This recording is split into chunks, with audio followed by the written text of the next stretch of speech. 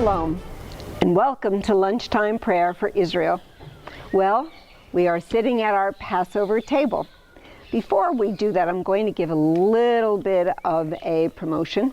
When you do a Seder, which means order of service, you need a book. This is called the Haggadah, from the Hebrew word Magid, which means to tell the story. And in the Haggadah, everyone has a role to play. This is a most recent Haggadah that I've written. It's called the Three Tables Haggadah, a messianic celebration. What makes this one a little bit different, number one, it's co-facilitated. So it's not just one person leading the whole thing, it's two people leading the whole thing. And everybody has a part to play. Number two, it takes us the three tables. One, Moses in Egypt. Two, to the upper room with Yeshua, Jesus, and his disciples.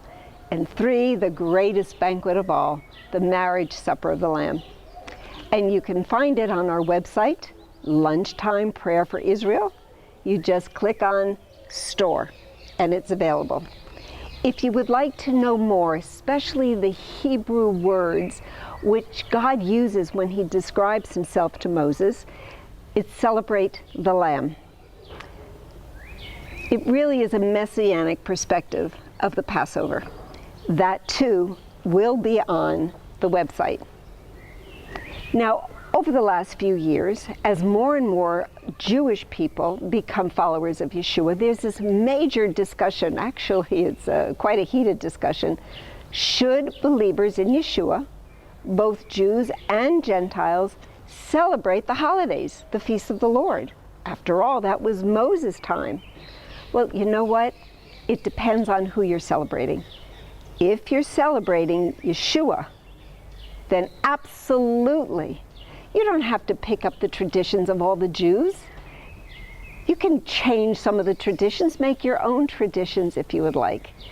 The important thing is remembering these are the feasts of the Lord, to remember his mighty acts of deliverance, which he gave not only to the Jewish people, after all, they're his witness, but also to everyone who believes in Yeshua by God's grace through faith.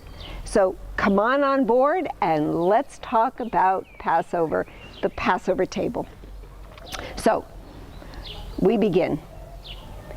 Jews and Christians will be celebrating the Passover with family and friends by enjoying the ritual of the Passover Seder.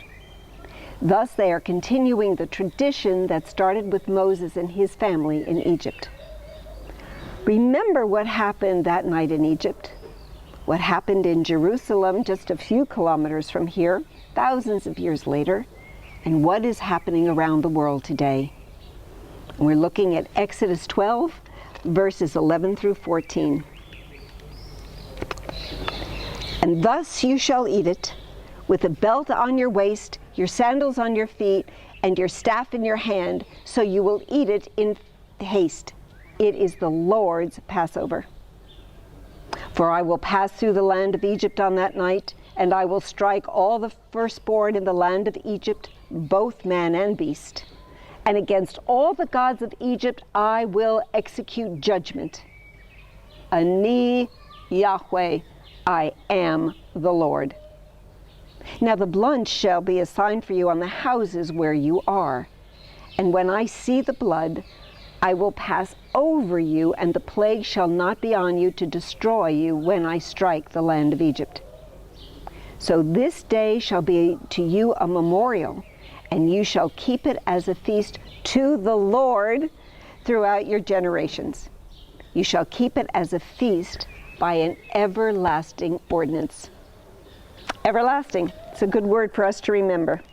So we want to pray that the Jewish people, on the night they celebrate Passover, will recognize the Lamb of God, whose blood protects us from the plague of death.